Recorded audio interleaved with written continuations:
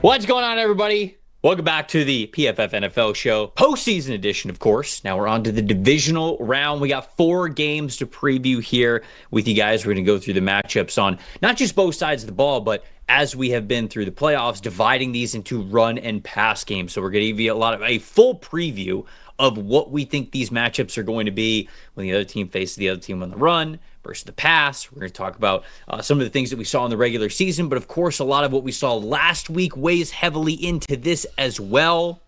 Dalton, how you doing, my friend? Fantastic. Really excited for 4 awesome matchups we have. I think you really have a case here where I know there's a couple of games that, you feel like, okay, we feel pretty good about this team winning, at least on the betting lines, but I really think all 4 of them, you could argue they're coin flips, man. You've got division rivalries, you've got great quarterbacks, you've got emerging young teams, right? So I think we've got a lot of fun matchups this weekend. We started out hot with the playoffs.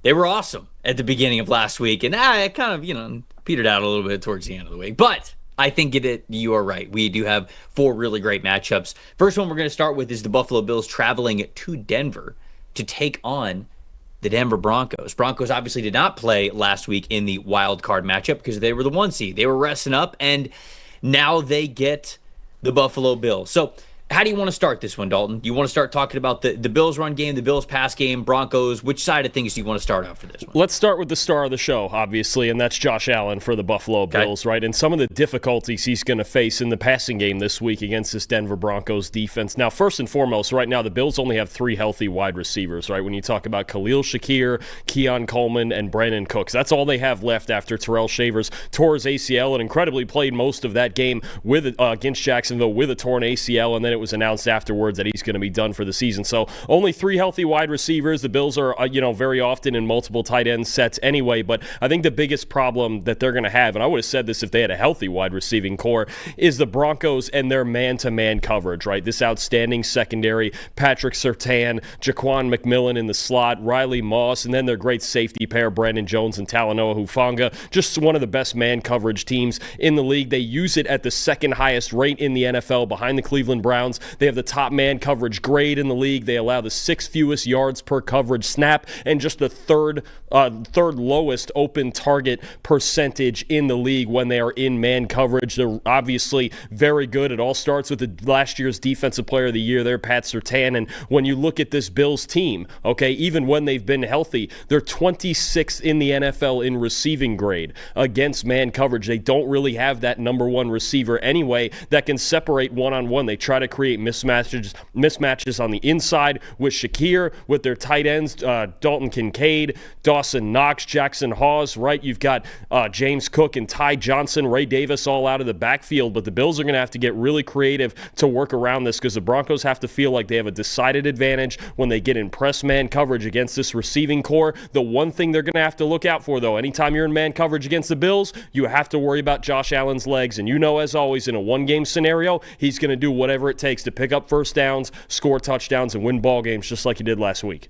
Yeah, we've talked a lot about the tight end passing game for this team over the course of this year, and I think that they've got to lean on it certainly more than ever. I think that they tried to get it, but the passing game just didn't feel super comfortable last week, and I don't think the run game really did either, because when you look at the wild card matchup against Jacksonville, James Cook, just a 59.3 rushing grade last week.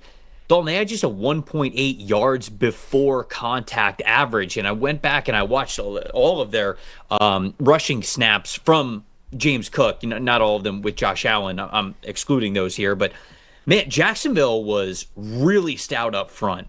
Eric Armstead, Trayvon Walker, Josh Hines-Allen, like a lot of the other interior rotational guys, they were very, very stout at the point of attack, and Buffalo really was not able to get a lot of push at all whatsoever when it came to rushes between the tackles. And I think that really messed up sort of James Cook's vision and how he wanted to play. Like, there were a couple of opportunities, I think, in the early part of the game where he had some cutback lanes when they were running mid and outside zone where he could have hit it, but I just don't think that he really trusted what he was going to get up the middle of the field from those cutback lanes. And so it was a credit to the Jacksonville Jaguars for having a really good plan and just being determined. I felt like they were numbers up in almost every single situation when they were getting into their run game.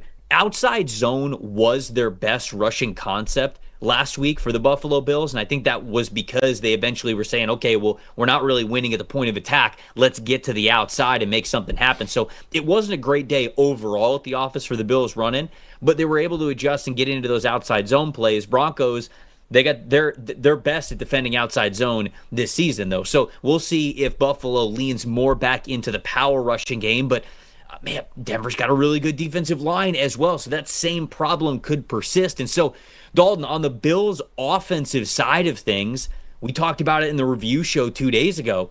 This might be another Josh Allen has to be an MVP caliber type of a player, and he's got to take over this game. We know that he has the ability to. You mentioned his rushing ability anytime opposing defenses go into man coverage situations, and I really do think that unfortunately, we have asked all year long for the Bills to give Josh Allen something that is beyond just him having to play Superman.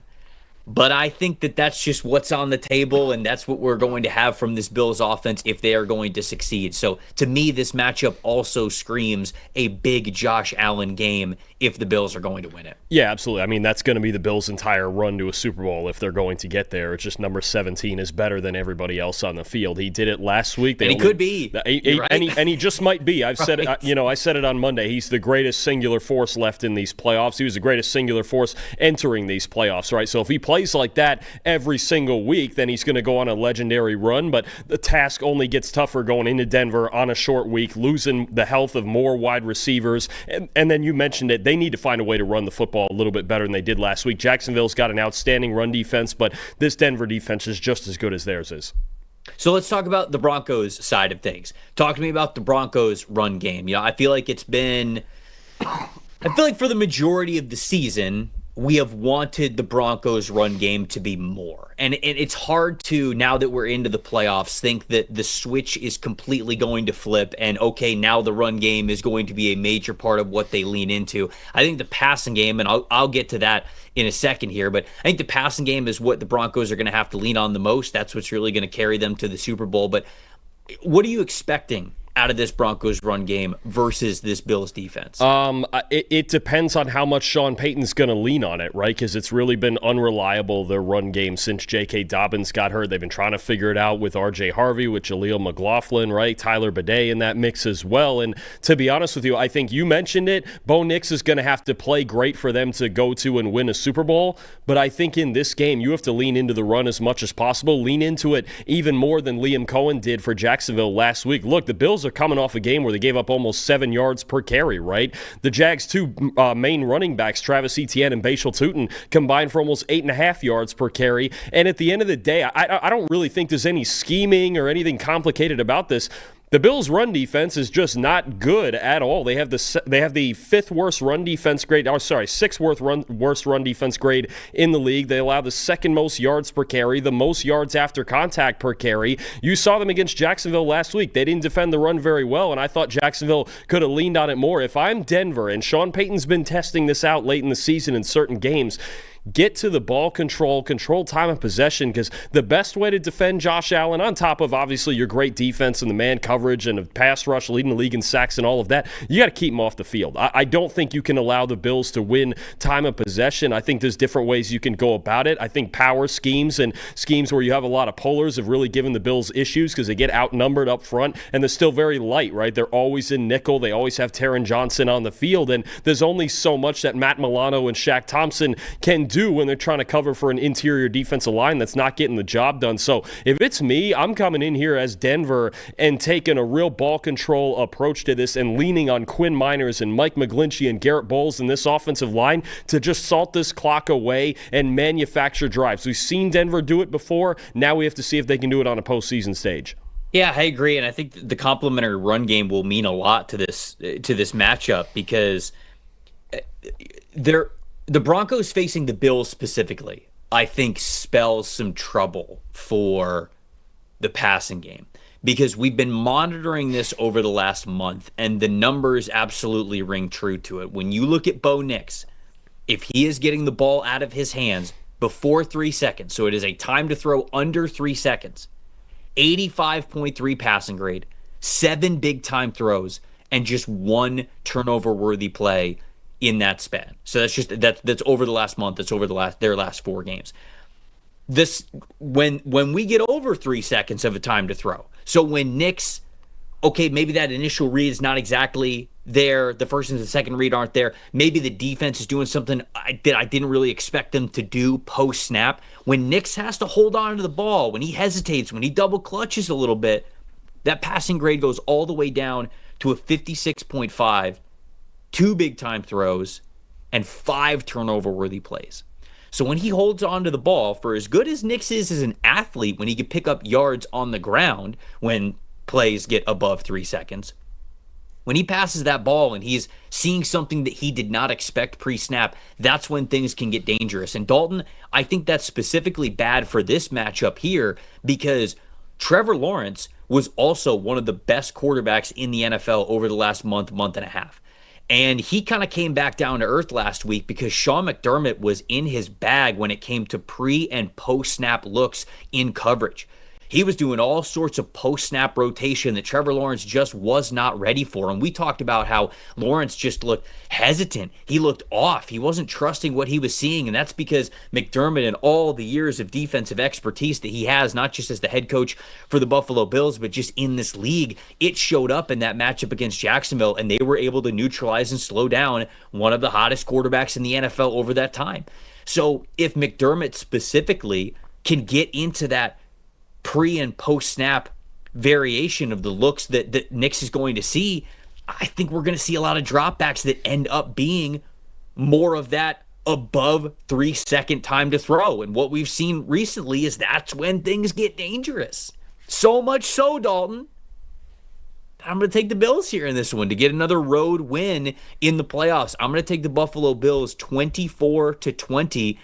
I just think that, man, if that defense plays similarly to the way that it did in Jacksonville, I think Denver's going to have a real hard time moving the ball, being efficient, and more than that, winning the turnover battle. I think that they could very easily lose the turnover battle if Buffalo plays defense the way that they did against Jacksonville. I think if Denver's going to win this game, and I know a lot of the focus is going to be on Josh Allen versus Bo Nix, but I really believe they need to lean on the other parts of their team. Their defense obviously needs to show up and play a great game, and Josh Allen has proven that he can neutralize any great defense in front of him, right? And then they're going to have to lean. I think R.J. Harvey might be the most important player in this game for Denver. They need to find a way to keep Allen off the field as much as possible, control the game, win time of possession. And if that's the case, and RJ Harvey is the guy that I'm going to have to pick to go, okay, this is the guy that's going to take down Josh Allen and the Bills, I'm not going to do it. Give me the Bills also 23-20. I think it is going to be tight, and it's certainly, I think Denver's going to have their moments where their offense shines in this game because the Bills defense certainly has plenty of flaws, but if they don't lean on this run game, I think Denver really puts themselves in a tough spot of it, trying to be Bo Nix versus Josh Allen. I know he's out-dueled Patrick Mahomes and a couple other guys this year, Jalen Hurts in Philadelphia, but at the end of the day, you don't want to get in a quarterback duel with this quarterback from Buffalo, no matter how many guys he has injured on the outside. He can find a way to get it done. And again, I think his legs will play a very big factor in it. I'll also take Buffalo tight on the road. All right. Well, before we get to part 3, another part 3 that we have in this postseason, which is the Seattle Seahawks and the San Francisco 49ers, our game plan of the week presented by Western and Southern Financial Group, a game plan for your financial future. I'm going to go with what Sean McDermott was doing this past weekend against Jacksonville and how he was able to disguise coverages and rotate a lot of things pre and post snap. Trevor Lawrence had one of the highest passing grades and the best big time throw to turnover worthy play ratio in the NFL over the last month and a half. And yet just a 59.5 passing grade with 1 touchdown and 2 interceptions last week against Buffalo. That was a brilliant game plan that worked to perfection and is why we just talked about Buffalo being the team still alive and playing here this weekend. Just like every team win starts with a great game plan, your future should as well. With life insurance built like a championship roster, Western and Southern helps protect you and your family so you can focus on winning today, knowing that tomorrow is covered.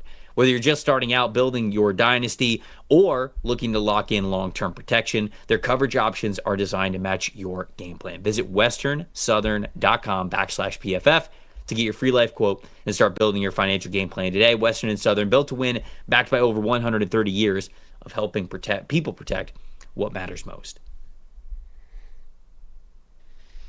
All right, Niners and the Seahawks, part 3 here this season. Love when we get a part 3 here in the postseason. Seattle and San Francisco matched up not too long ago, and by that I mean 2 weeks ago. They had a battle for the 1 seed, a battle for the division in Week 18, and Seattle really was able to clamp down on this Niners offense, winning that, getting the bye week, but here they are meeting again.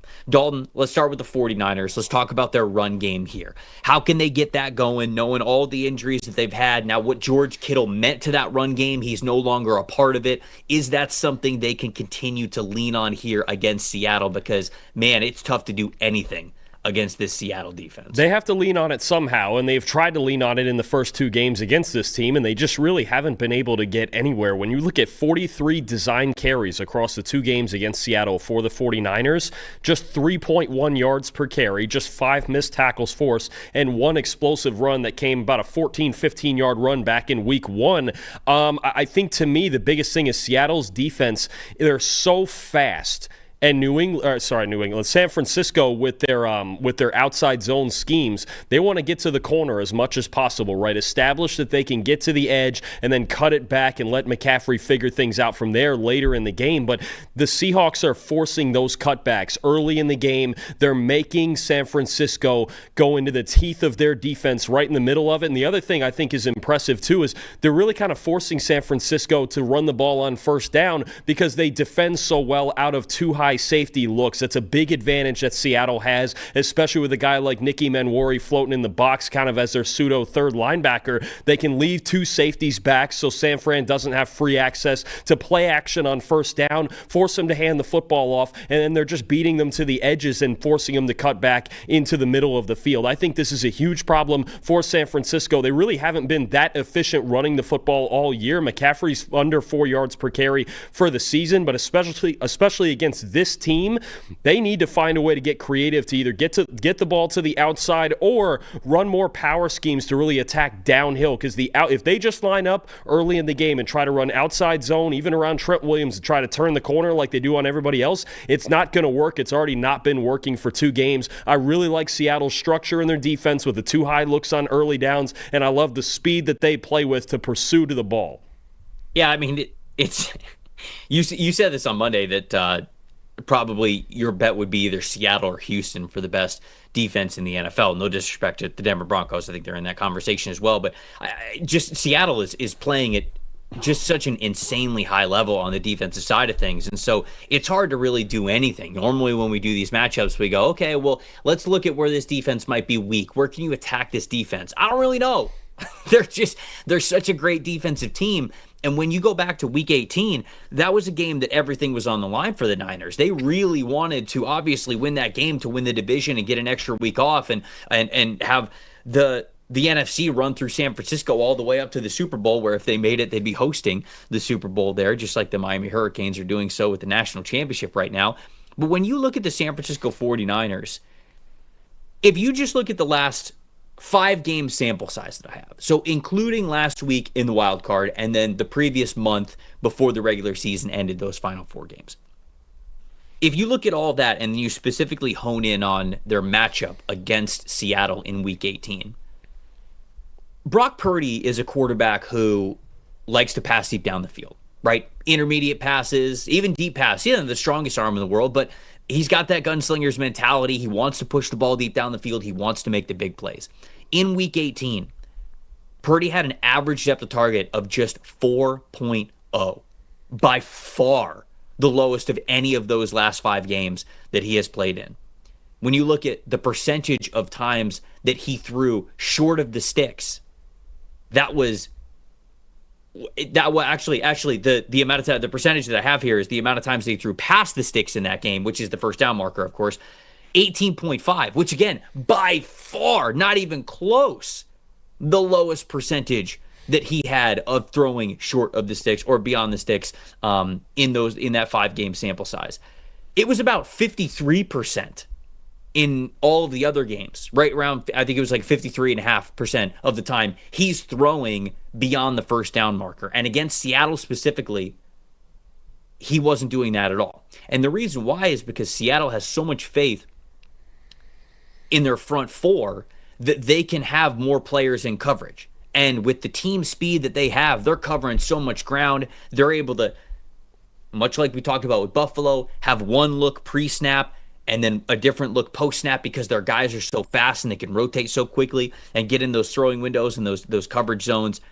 And when you look at just DeMarcus Lawrence and Leonard Williams and Byron Murphy and Boye Mafe and Uchenna Nwosu, the Seattle Seahawks only brought more than 4 pass rushers 28% of the time against San Francisco.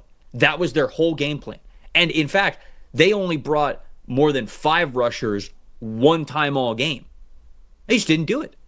They said, we're completely comfortable with rushing with our 4 guys, knowing that Brock Purdy will hold on to the ball a little bit longer because he's always looking a little bit further deep downfield. And they basically said, go ahead, throw it. We trust our team speed and our defense. And basically the only thing that was available for Purdy all game long was that underneath stuff. And that's just not where San Francisco and Brock Purdy are at their best. So to me, I think that Seattle's defense does have a little bit of the kryptonite for how good Brock Purdy can look against certain defenses in certain weeks. I mean, he's got elite passing grades and all of that. But the way that Seattle has the ability to play with only rushing 4 and then having the team speed that they do, you mentioned with like 2 high shells and being able to cover deep and basically saying, yeah, throw it underneath. We'll rally to the football. We're comfortable with it. It just does not add up to a lot of explosives in the way that San Francisco wants to play in their passing game. So I think that once again, we will see that. And I think it might just be a matter of Purdy's got to put it in harm's way a little bit more. He's just got to be a little bit more willing to push it downfield because I just don't think that they have enough if they're not going to do that a little bit more. What about on the Seahawks side of things, though? Their passing attack, their offense, what are you expecting to see from them? So I think the big thing to know about San Francisco's defense going into this, even though a lot of the metrics and even some of the grading says they're not very good on defense, the one thing they do well is prevent explosive plays. And against Seattle, they've really done that well in the passing game. Sam Darnold's been one of the best deep passers in the league this year, but against San Francisco, he's completed just 1 deep pass back in week 1, and on only 4 attempts. They're not even allowing him to take those deep shots downfield, and they're forcing Sam Darnold to manufacture offense kind of in the same way you just mentioned Seattle's been doing to Brock Purdy, right? Let's keep it in front of us. Robert Saleh runs a lot of zone coverage, a lot of cover 3, a lot of cover 4, and I noticed in this last week 18 game against Seattle, their safeties are super deep, right? They just don't want anything getting behind them. They know Clint Kubiak wants to take those big play action shots. So what Sam Darnold needs to do is work those zone coverages, especially over the middle of the field. He's been a top 10 passer in the league between the numbers this season. Okay, where do I have it here? 9th in the league in passing grade between the numbers and 10th in yards per attempt. You look at the 49ers and the way they want to operate, and this is kind of by design, but they're only 19th in explosive pass rate allowed between the numbers and 23rd in coverage grade, right? So that space that they're giving you in those intermediate areas of the field, you have to be willing to dissect these zone coverages and take what they give you 10 to 12 yards at a time. The stretches of these games where Darnold has done that, he's looked really good, and he just has to continue to be decisive. But the deep shots in all likelihood are not just going to be given to them unless they're really dominating in the run game and they can create them through play action. Robert Saleh knows to keep his team in this game, they have to prevent those big, deep passes to Jackson Smith and Jigba, to Rashid Shaheed, to A.J. Barner downfield. As long as you rein in the deep ball like they've done the first 2 games, you can keep this within reason, and it's exactly why they've only given up 13 points in each of the first 2 games to Seattle. You have to prevent the home runs, make Sam Darnold hit singles consistently. If he does it and he beats you, then so be it, but don't give him a free one down the field. Yeah, I mean, you mentioned if they run the ball really well and they could set things up with play action. Well, if you go back to week 18, they were able to run the ball very well. And I remember when we were doing our preview of that game, you and I both said the same thing. If you're Seattle, just run the ball. On the second half of the season, the Niners have been the worst run defense team in the NFL. And we said just run the ball. And that's exactly what Clint Kubiak and the Seattle Seahawks did. In Week 18, Zach Charbonnet and Kenneth Walker both had rushing grades above 70. They had 171 rushing yards combined. And Dalton, they had 50 rushing yards before contact in the game. That's just always going to be a recipe for success, to be very efficient on the ground. 83.1 team rushing grade on outside zone plays, so forcing the San Francisco 49ers defensive backs and specifically those hurt linebackers, those I would say depth linebackers who now have to be starters for them, to be able to keep their shoulders square and chase and get to the outside and still be reliable when they've got to take on offensive linemen. And remember, that Week 18 game, that was the elite run blocking grade that we had from Gray Zabel. And I went back and I watched that film, and man, it's more than just Gray Zabel. I felt like the Seattle Seahawks were able to get to the second level specifically very quick, very cleanly. They were able to line up those linebackers right in between the shoulder pads, and they were able to make impact blocks at the second level. That's how you get 50 yards before contact and such a high rushing grade on those zone rushing concepts. It's you getting clean to the second level and then lining those linebackers up. And so, is it going to be as good of a day on the ground for Seattle? Probably not as good of a day, because I think that the 49ers are going to adjust, but I think it's still going to be an issue for how Seattle basically just said, okay, we're going to run the ball in this manner. I think San Francisco kind of knew it was coming, and they just weren't able to defend it super well. So given the fact that I think the defense is set up to be a little bit of a kryptonite for what the 49ers want to do, and just because of how easy it was for them to run the football just 2 weeks ago, I am taking the Seattle Seahawks. I'm taking the Seattle Seahawks 31-20 as a final score. If Brock Purdy cannot make those explosive passes down the field, which he was not able to do at all in Week 18, I think this could be a little bit of a runaway here for the Seahawks. I like Seattle as well. I don't love it as a runaway. I don't know that I love that -7 that they're getting on that betting line. I just think Kyle Shanahan at this point, no matter how much adversity this team goes through, they know how to keep themselves in games and at least give them a chance, right? And even for as much as they got physically dominated in Week 18,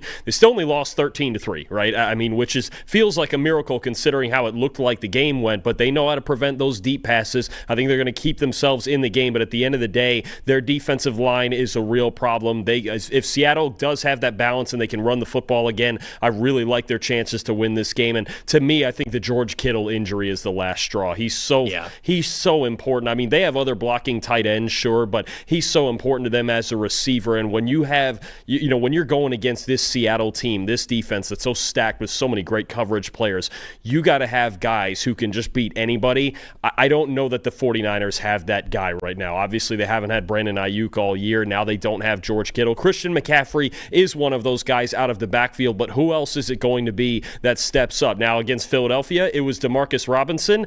Can somebody like that, like Robinson or Ricky Pearsall, Jawan Jennings, can they have the 100-yard game needed to really succeed in this game? I don't know that that's going to happen. I think Kittle's injury is the last straw, but give me Seattle 21-17. A PFF Plus subscription gives you all sorts of things. One of the things is access to our player prop tool. So if you're out there looking at the game, you're looking at the lines, you're looking at sort of these player matchups, and you're looking to put a little cash on the line for it. If you like the lines, well, we can help you out. We can help you sway that decision for or against with our data, with our projections. So if you haven't seen it yet, check it out. Everyone's got takes. Numbers have truth. And the truth is, most people are betting with emotion. Sportsbooks feed on it. TikTok gurus sell it. The hype machine runs on it. That's how you lose. PFF is different.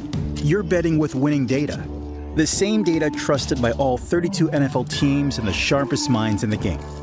PFF betting tools take every prop, every matchup, every angle, and run them through our custom models. Built on the best football data in the world. What comes back is your edge. Simple, sharp, and built to win. Want to go deeper? PFF puts a pro-level analytics department in your hands, giving you the same insights teams use to find every advantage. Build your game plan with matchup analysis. Project every snap, every matchup, and every edge before kickoff. Because the smartest plays start long before Sunday. Hit rates show how a player performs against their prop and against defenses built the same way. It's the data that gives you real confidence in every pick. Next, Key Insights translates PFF data into the story behind every matchup, giving you the why that powers your bets. From coverage schemes to defensive looks, it's the context that turns raw numbers into winning decisions. When you're ready to take action, filter through every prop on the market and focus on the opportunities that matter, by game, matchup, or value.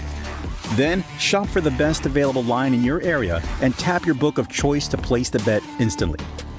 Everyone's got takes, but now you've got truth. Bet with data, win with PFF.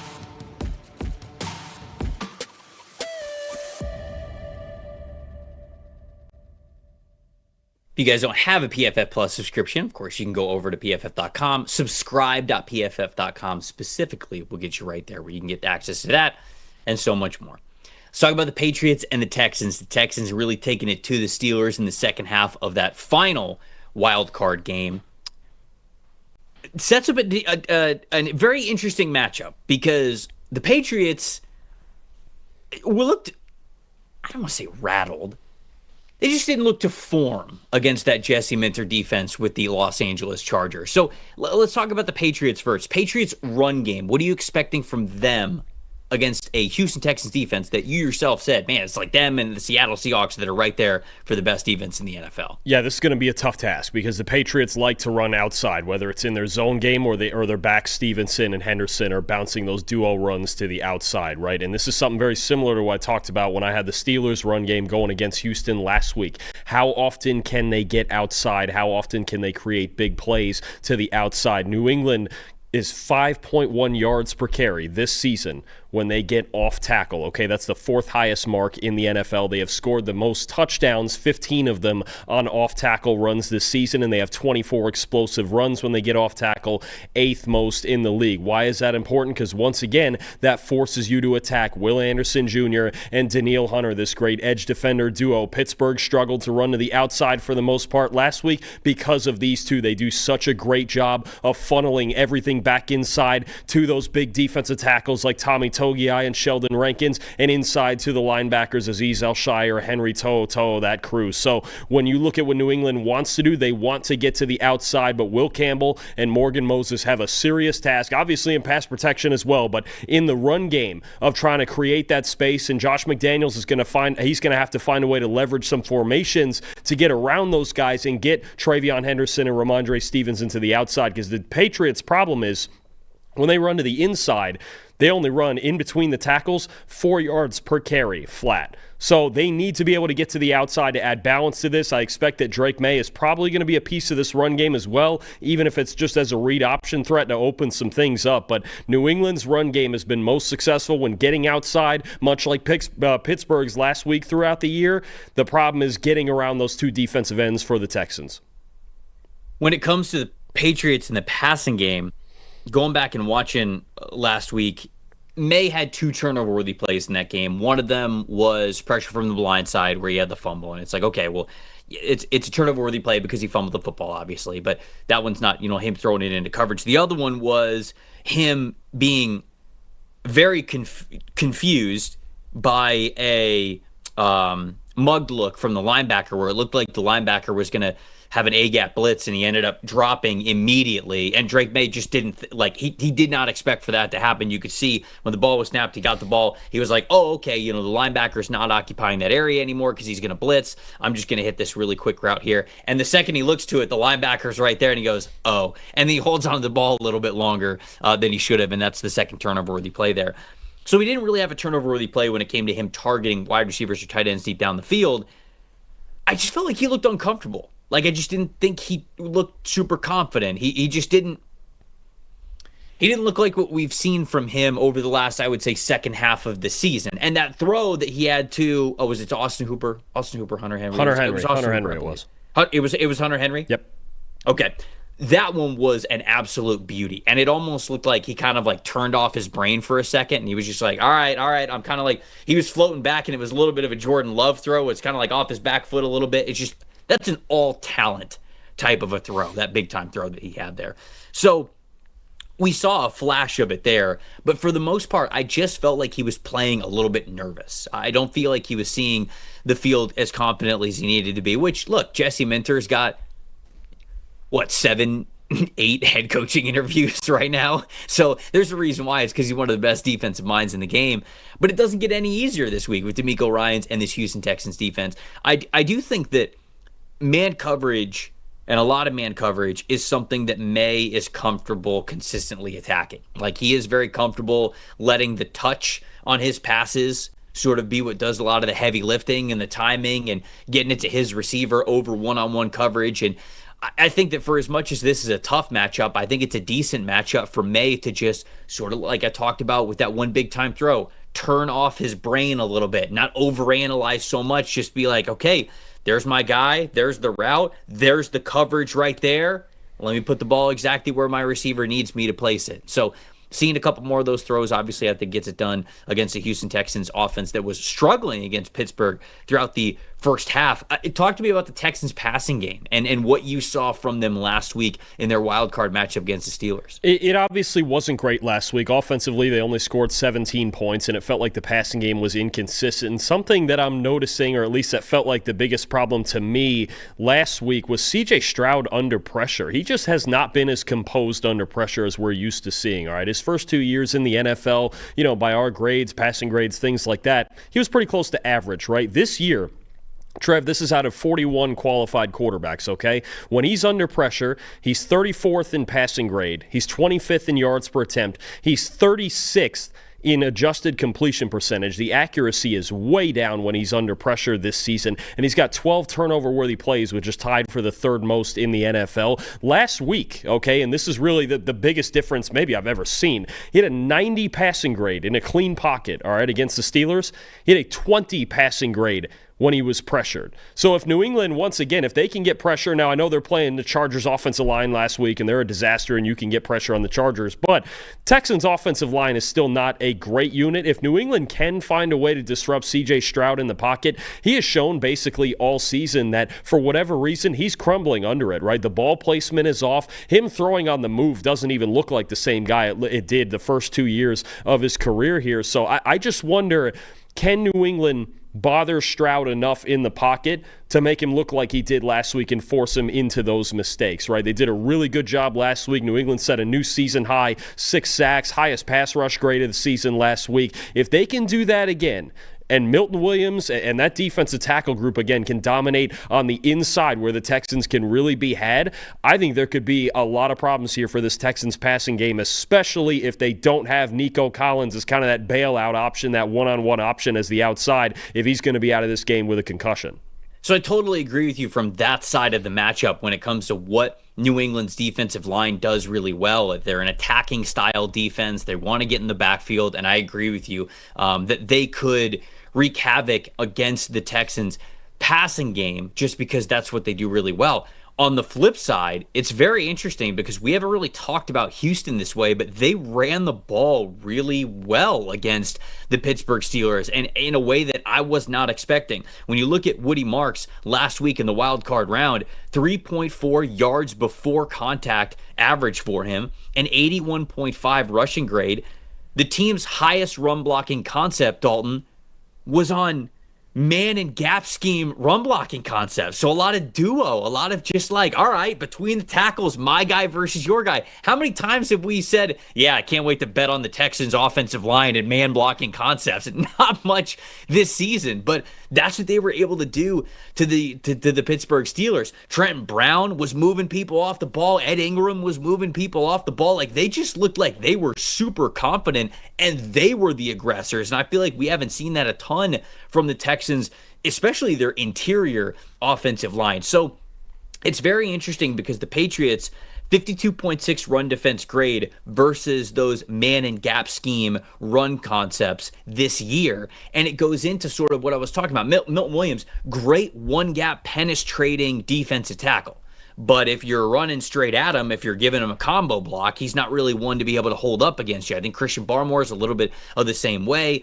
I know they have Karius Tonga, who's a little bit bigger, a little bit stronger, but they just don't really have the front to say, yeah, okay, we're going to hold up against power here. I would have told you that the Steelers, I felt like, had the defensive line to be able to do that, and they were getting blown off the ball a lot more than I thought they were going to against this Texans offensive line. And so where Houston's passing game wasn't great in that first half, they were able to lean on their run game a lot more than I expected. And going up against New England, that's actually an area where I think they could once again have some success here, control the time of possession, keep Drake May and that offense off the field. Ultimately, I don't think it's enough. I do think that the Patriots are just too talented on both sides of the ball. They're too well coached. I think they're going to overcome this one. I think it'll be decently close. 23-17, 23-20, some sort of score like that. But give me the New England Patriots here in this game. I think it's going to be. I think it's going to be a defensive slugfest again. I think it's going to look a lot like the way that the New England and Chargers game went for most of the game. I think it's going to look a lot like the Texans and Steelers was for three quarters. I think these two defenses are really going to get after it. It's going to be a physical game. And two things I want to see from New England. One, just how good is Drake May? I mean, this is really the game where you're going to find out, right? We know he's really good. He's a top 2 MVP candidate, all of that stuff. But against this defense, can you show up in this moment? Now, maybe he was rattled a little bit. First playoff start, working the nerves out. Now you can take a breath and just get to the next one and treat it like a normal game. The other thing, too, is if he wasn't seeing the field well last week, he should be able to at least see it better this week despite the pressure in his face. Because, look, the Texans hardly blitz at all. They hardly stunt at all. They hardly rotate their coverages at all. They don't do any of those things very often. It is arguably the simplest defense in football, but they have such great players that they dominate every single week. So you have to overcome that. And then this is the moment where I want to see if the New England, all of the investment they made in team speed on offense especially, right? You're talking about guys like Kayshon Boutte, Pop Douglas, right? Kyle Williams, Travion Henderson. You don't get many opportunities against the Houston Texans to make big plays. When those guys have a crease, they have to be able to make a huge play, a huge field-flipping play, a 60-yard touchdown if it's available, because it's so hard to win. As the Steelers learned last week, it's so hard to win against this Texans defense 5 yards at a time. You've got to have home run hitters. The Patriots are going to need 1 or 2 home runs in this game, but I'm taking them. I'm going to believe in Drake May also. I've got New England 20-16. Yeah, I just don't know if you can, like you said, just have little West Coast style offense, a little methodical, 5-7 yards here and there. Houston will get the better of you. I think their defense is too talented. If that's your game plan, you've got to be able to hit these big throws, and Drake May's had a lot of those over the last 3 years, going back to his time at UNC as well. Sunday Night Football, it is the Chicago Bears versus the Los Angeles Rams. An interesting weather matchup here, because Dalton, in Chicago, the forecast is calling for single digits, 3 degrees, 2 degrees, what I'm seeing right here. The wind chill could get us into the negatives. Very interesting game, but also specifically interesting in the trenches as well. And for that, we had to get our guy Terron Armstead back on the show to break down the edge rushers from the Los Angeles Rams going up against an offensive line for Chicago. Let's hear what he had to say. Terron Armstead back with us here to preview another matchup in the trenches here that we have in the playoffs. Today we're going to talk about the Los Angeles Rams and the Chicago Bears, specifically what the Bears are going to do against this incredible, strong, explosive, young pass rushing duo that is Byron Young and Jared Verse. Now, Terron, before we get into specifically, I think, what Jared Verse and Byron Young might do in this game, it's interesting for Chicago because on one side they've got Darnell Wright, who I think was playing at a Pro Bowl and All-Pro level this year. So we'll talk about him in a second. But on the other side, no Ozzie Trapillo anymore. He injured his knee. He's not going to be starting for them anymore. But it looks like Theo Benedict might start for them. And he was kind of in that rotation in and out once Braxton Jones got benched at the beginning of the season. Braxton Jones has then been on IR for a little bit with a knee injury, but he is available for them, but it doesn't sound like they're going to go with him at that spot. Just thoughts overall maybe on Braxton Jones specifically. Like, is he the guy with all of his experience that you would go with here, even though he hasn't had experience lately? Yeah, this is interesting to me, Trev, that Braxton isn't the guy immediately. I think it plays more into his health opposed to his play. He started the year off as a starting left tackle. He played well in my eyes. I felt like he was pretty solid. Trapello played great as when he was implemented at left tackle. Braxton Jones, this Jared Verse matchup is important. This is key in this game because Verse his ability to be so disruptive, like he can affect every play. If you don't have somebody that can anchor over there, he will affect every single offensive snap for the Chicago Bears. I trust the O-line coach, Dan Rochar. Incredible, one of the best ever, and the job that he's done with this Bears offensive line. So I trust him in his judgment on who's ready and who will give them the best chance to win. I'm just interested to know why Braxton Jones isn't getting that initial nod, and I'll actually do some digging. I'll find out.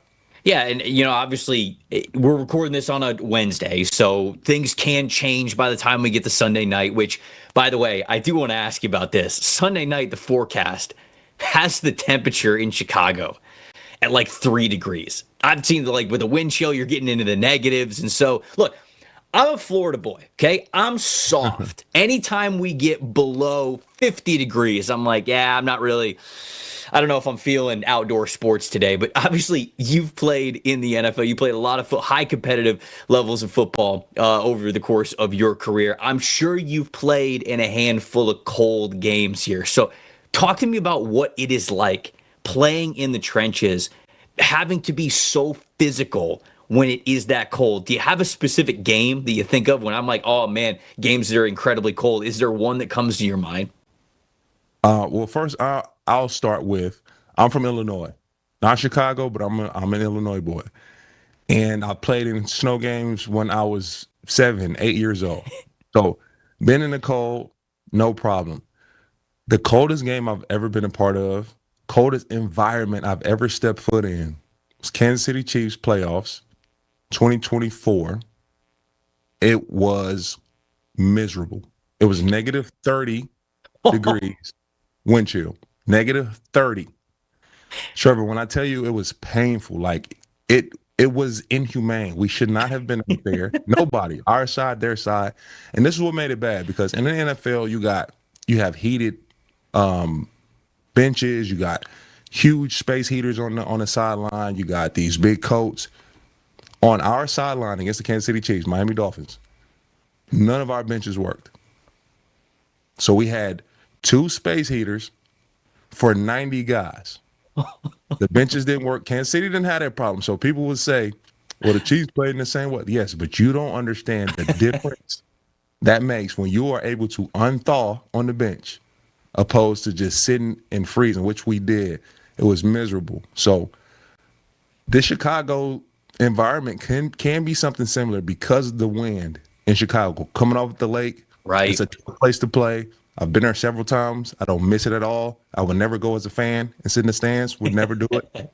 It could play a part. It really can. No, it can, because there's the stats that, like Matthew Stafford, I can't remember the exact stipulations, but it's something like, he's 1-9 when it's raining, snowy, like just when there's inclement weather.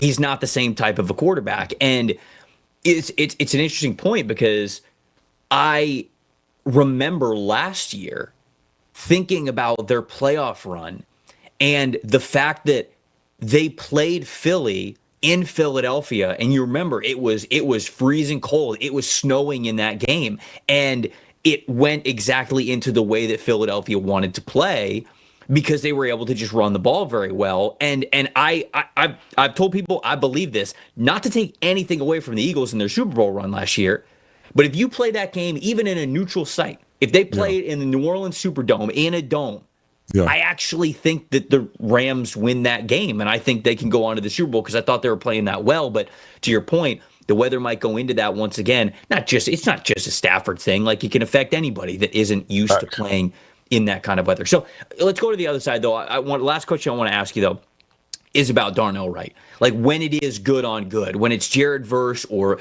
Byron Young, I think it's going to be more of Byron Young on that side of the line of scrimmage, but whatever that looks like, both of those young edge rushers, who are the second best edge rush duo in the NFL behind only Will Anderson and Danielle Hunter, both of those guys win and get so much disruption with their power game. But something I loved about Darnell Wright when he was coming out of Tennessee is that he was also a powerful offensive lineman. And he has manifested, and he has become that in the NFL as well. He is somebody who likes to dictate the contact. He's not sitting here with his hands and always waiting for you to make a move. Sometimes he'll make a move. He'll be the guy who actually initiates the contact. I feel like he deals with power very well.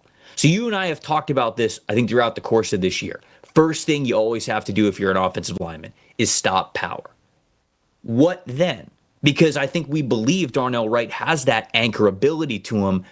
How do you see this chess match going between these two young defensive ends and a really powerful offensive tackle in Darnell Wright? Yeah, I see this matchup favoring Darnell Wright. No matter the guy, he's in a rhythm. He's seeing all rushes. His balance is great. Hand timing is great. He's comfortable. I don't see him being affected, honestly. And that's not a knock to Verse or Young. Both are incredible young rushers. You're going against a massive man with dancing feet who's confident, hand placement, hand timing, feet in the ground. It's not really much you can do. So maybe a lot more line games over there. I think they might try to run some TEs and send some different looks on that side. But just one-on-one, Darnell is comfortable. He's in a zone right now. Like he is. I'm watching him every week, and he's locking down. He just was named to the All-Pro team in his young career, so he's balling. I feel great about where Darnell is in this matchup, and any other. When you get an offensive lineman who has great strength but also nimble on their feet and a lot of good athleticism, the scouting term that I've heard is he's a dancing bear, which is very appropriate for this Chicago Bear in Darnell Wright and how well he has been playing. Terron, we appreciate it, my friend. We'll see you next week. Appreciate you. Thank you. All right, so that was Terron's take. Now it's time to get your take, Dalton.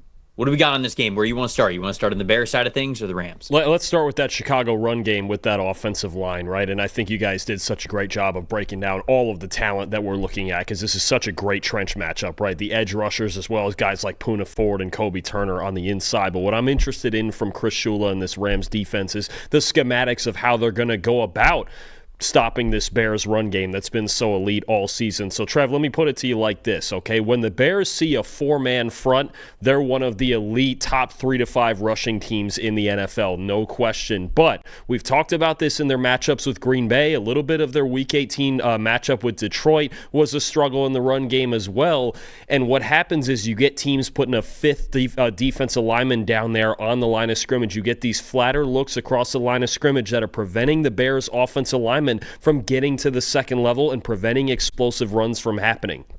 When the Bears see 5 or more defensive linemen on the field, all right, they are 24th in rushing grade and only 15th in yards per carry. Now, the Rams are not afraid to go to a 5-man defensive front on early downs, and part of the reason, I know this has been a theme for me today about talking about teams that like to get to the edges, but it's also the Rams' way of preventing teams getting to the edges, right? When you have Jared Verse and Byron Young and maybe even Josiah Stewart rotating in there, and they're so wide because they've got those 3 guys in the middle that are clogging things between the tackles, it's hard to break outside of that, right? And then the linebackers can just clean things up, and the Bears offensive linemen are so occupied at the first level that they just can't quite get to that second level. So I think it's going to be very interesting to me to see, one, how often the Rams come out in a 5-man defensive front on first down. 2, how Ben Johnson responds to it. Does he try to run right through it in this cold weather, or are there some first down play action shots that are going to happen early in this game to make them back off, to make them get back into a 4-man front and sit back with 7 in coverage a little bit more that way? And 3, Nate Landman, Omar Speights. Got to be great at linebacker if you're going to slow down this run game, right? Because if they do climb to the second level and they beat your linebackers to the spot, you have a major, major problem with this Bears offense. I want to see if Johnson's going to work backwards or if the cold weather is going to prevent him from doing that and he feels like he's going to have to go in there and just punch the wall a little bit. But that's what I'm looking for. I think early in this game, keep an eye on the Rams defensive line and whether they're going with a 4-man front or a 5-man front. I think specifically this game probably comes down to those 2 linebackers, Omar Speights and Nate Landman. I'll throw Quentin Lake in there as well because what I want to talk about with the Bears passing game is very simple. Who covers Colston Loveland? Because Ben Johnson offense is more complex than that. They've got more receivers to be able to throw the ball to. They can go a lot of different ways. But if you can't stop Colston Loveland, what we've seen over the last 3 weeks is that you're not going to have a lot of fun when this Bears offense is on the field. 15 targets, 8 catches, 137 receiving yards, and 6 first downs from Colston Loveland last week. Quentin Lake, for the Rams, he was back last week after injury. It was his first game back. 11 targets, 8 catches, 94 receiving yards allowed against the Carolina Panthers. And so I don't know if it's going to be mostly Quentin Lake that's going to get matched up with Colston Loveland. Maybe it will be one of those linebackers. Cam Curl has been in that mix as well, but I don't care who it is. Somebody has to slow down Colston Loveland more than he was slowed down last week against the Packers, because he is just such a key part of this Bears passing attack. And those 6 first downs just show you how often they want to go to him and how often he delivers. So that is the big matchup for me, is amongst all the Ben Johnson and Caleb Williams talk and all of that. Like, if you can't cover Colston Loveland at this point, I have a feeling the Bears are going to just move the ball at will, at least if Caleb is as accurate as he needs to be. So that is job number 1, I think, for the Rams. And you mentioned the linebackers already have a big job in front of them because they've got to be able to handle their business in the Bears run game as well. So this one might come down to just, do the Rams have it at linebacker? We will see. When it comes to the Rams running game, outside zone for this team, 83.1 rushing grade on outside zone. That is what they were fantastic at last week. They were great at running behind Alaric Jackson. They were great at doing what they needed to do to get to the outside and make Carolina's linebackers and defensive backs flow and make tackles. I feel like that this team, where they don't run as much outside zone as they used to under Sean McVay, they can still go to it and have a lot of success. And I think that they'll have the ability to once again stress out the Bears in the same way. Secondary players to come up and rally and tackle, and you're asking a hurt and beat up linebacker group to also be able to step up in a big way. So there was a little bit more outside zone rushing than what we've been used to seeing over the last couple of years with this Rams offense. I expect that to continue. I think they're going to continue to try to stretch the field horizontally in the run game. Dalton, what do you think about the pass game for this team? Real quick, too, a big part of that run game is that Sean McVay feels good about Kevin Dotson's chances of returning at right guard after missing the last 3 games due to injury. Even for their outside zone or for their duo games straight ahead, that would be a massive boost to their offensive line. You can just tell it's a different operation when he's out there on the inside. In the passing game, look, I'll be honest with you, the Bears have to find any way possible to disrupt Matthew Stafford in the pocket, right? He's been the best quarterback in football this year because he's been the best quarterback in clean pockets this year. Trevor, a 95.7 passing grade in a clean pocket. And usually the clean pocket grades are obviously jacked up a bit because that's the ideal scenario for a quarterback there, to be in a clean pocket and to be able to just execute and make throws. But that's elite stuff, man. I mean, that's just ridiculous. 37 big-time throws, 11 turnover-worthy plays. Certainly Stafford is a gunslinger still, and he wants to wing it downfield, but this is a real problem. The Bears are going to have to find a way to disrupt Stafford, right? But they're only 26 in pass rush grade. They have the 5th lowest pressure rate in the league, and Dennis Allen hasn't been quite as aggressive as in past years that we're used to seeing with the blitzing. He blitzes this year at about a league average rate. He's going to have to make a decision as to whether he's going to come after Stafford on passing downs or if he's going to just send for Montez Sweat and that Austin Booker and that defensive line. How is he going to go about it, right? I think there were times he tried to mix it up on Jordan Love last week. It wasn't always pretty, but they got the job done in the second half, and the Panthers bothered Stafford a bit, blitzing him at a 40% rate. I'd be curious to see if Allen brings that same approach or if he wants to sit back and try to prevent big plays in coverage. But either way, if you don't get to Stafford, as always, he's going to hurt you. I know it's cold weather. I know he's had struggles there in the past, but you still have to find a way to disturb him in the pocket, or McVay and Stafford are going to just absolutely kill you on the back end. If this game was played even on a neutral field somewhere else that's not Chicago, I'm probably taking the Rams in this game. But because of the weather, I'm going to take the Bears. I'm going to take the Bears to win 24-23, sort of that coward score that we have predicted sometimes throughout the course of this season. But I think weather plays I think weather will play into what the Bears want to do and just their mentality and how they want to play. And Matthew Stafford has struggled in the cold. I was saying this to Terron, that I think that if last year, not to take anything away from the Philadelphia Eagles and their Super Bowl run, if that game, Rams versus Eagles last year, was played anywhere on a neutral field that wasn't in Philly that weekend where it was that snow game, I think the Rams win. And I think that if this game was not in Chicago, I think the Rams win. But luckily for Bears fans, it is in Chicago. And instead, I think that Chicago wins this one. I'm taking the Rams. I'm going the other way. I know there's a lot of doubts about Stafford in cold weather, but you got to remember the Rams can really run the football too now. I think Kyron Williams, who did make a big mistake with the fumble in that Eagles game last year, Kyron Williams and Blake Corum, they're going to play a huge factor in this game. I do think Stafford's going to make enough throws. You've got Puka Nacua, you've got Devontae Adams, all the tight ends, and you got two of the most creative offensive minds in the league, which is going to be so much fun to watch. And it's going to be a matter of which defense steps up. The Bears have really struggled at all three levels when they're not getting turnovers. The Rams secondary has really struggled the last month and a half, and if you're going to put the Bears away, you do have to play all 60 minutes with those 7 last 2-minute comebacks that they have this season. Bears also have injuries of their own on defense, so TJ Edwards done for the year. Andrew Billings is questionable in the middle of that defensive line. You just wonder how much more their defense can take between the injuries and just, look, they're getting in a lot of these shootouts, man. At some point, it gets hard to win those, right? So I know Soldier Field's going to be rocking. I know it's going to be cold. Those are ideal conditions, really, when you're playing against Matthew Stafford. But I think I've always felt like we're going to be destined to get Seahawks-Rams round 3, so I'm going with it. Rams 27, Bears 24. Like I said, if it was anywhere else, I'd probably take the Rams.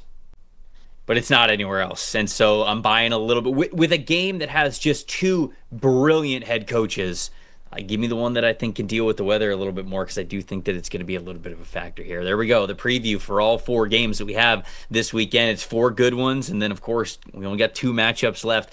Or we have 3 matchups left after this, 2 being the conference championship. And then, of course, the Super Bowl. If you guys want a PFF Plus subscription to see all the numbers that we talked about here on this show, subscribe.pff.com is the best place to do that. We're going to have fun watching these games. Hopefully you guys do as well. And of course, we will see you on Monday to recap it all. For everybody behind the glass producing the show, for Dalton Wasserman, I'm Trevor Sikkema saying thank you guys once again for watching. We'll see you on Monday.